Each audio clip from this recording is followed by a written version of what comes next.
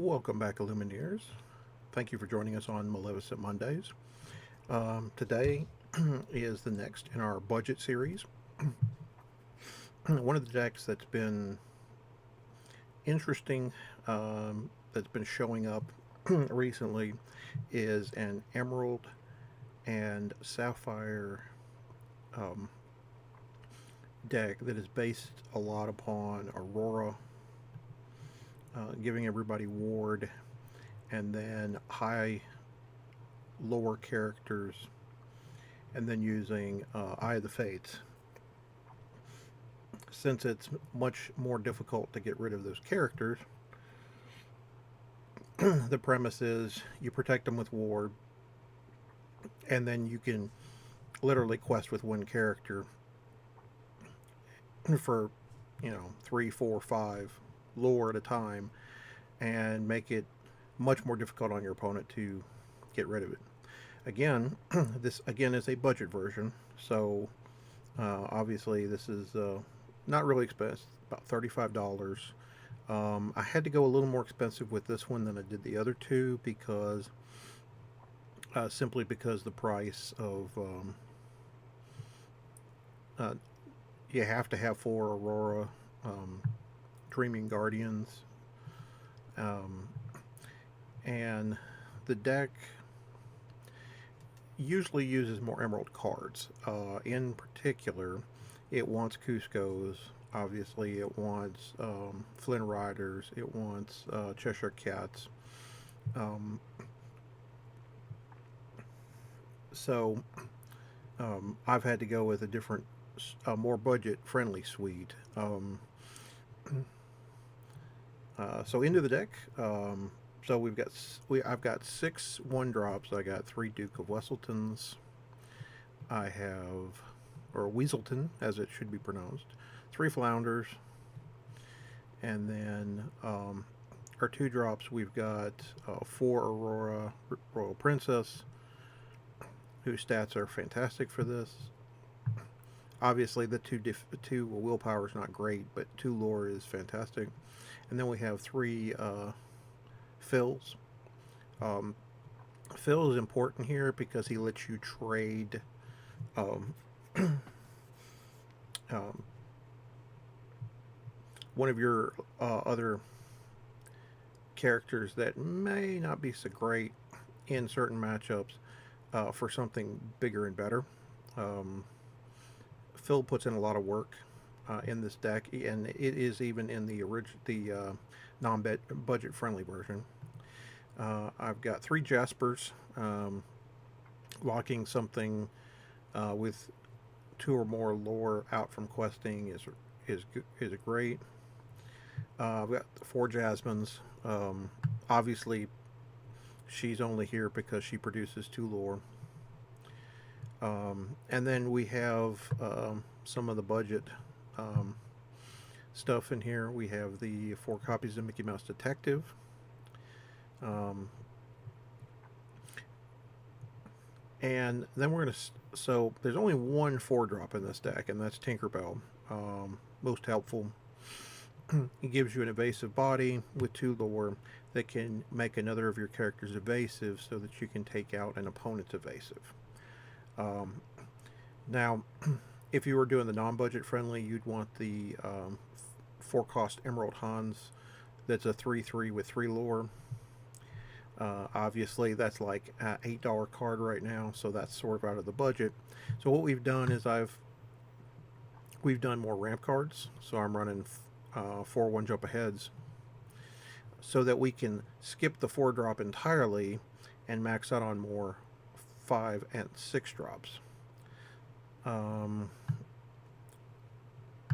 Mad Hatter, 5 cost, 3 lore, and you get to draw a card if it's challenged.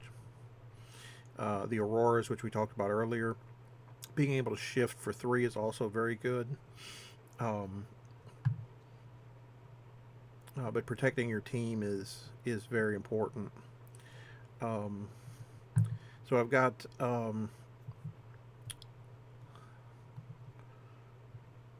we've got 3 copies of Donald Duck strutting his stuff. This is the 5 costed 4/3 2 lore with Ward.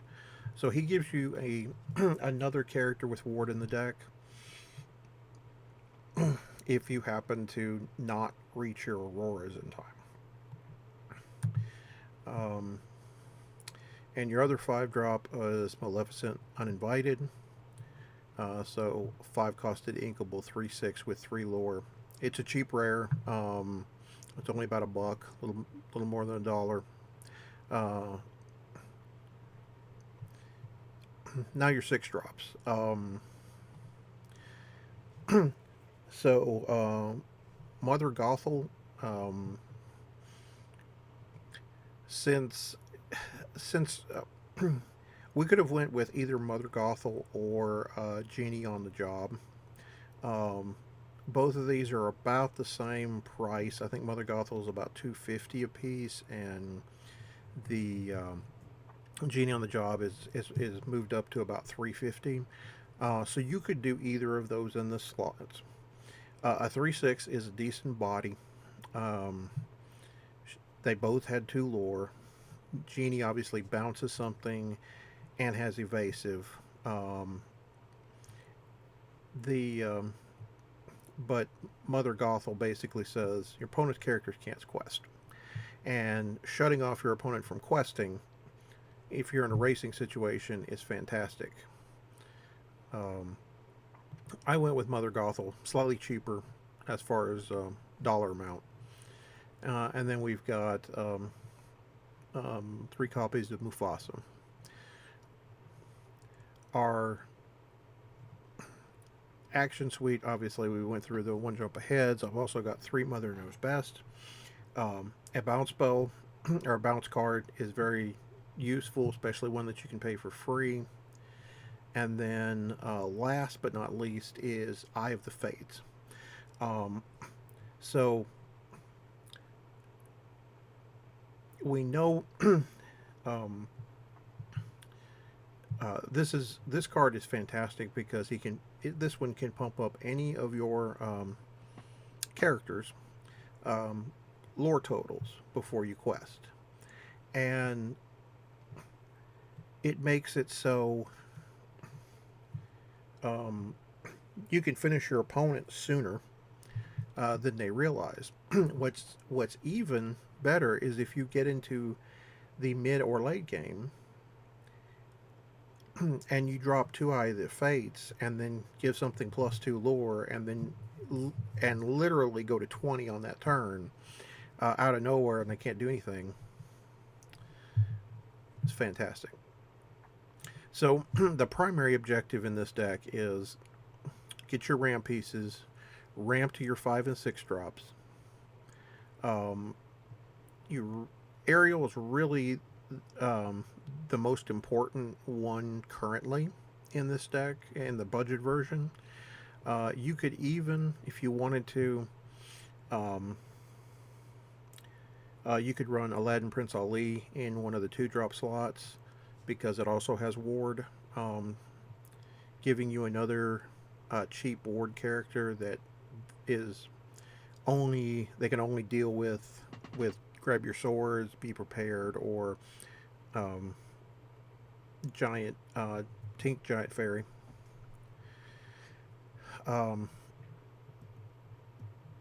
Obviously, we've talked about money, the budget upgrades, Flynn Rider, Cheshire Cat in your uncommon slots, in your rare slots, Hans. I think Han's Scheming Prince is the 4-costed Emerald 3/3 with 3 lore, and then Cusco in your 5 spot.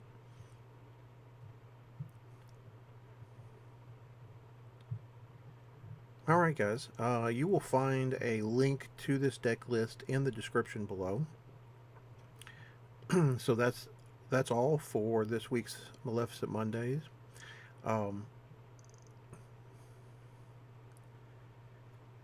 Until next time, no matter the game, there is no escape from the tiger.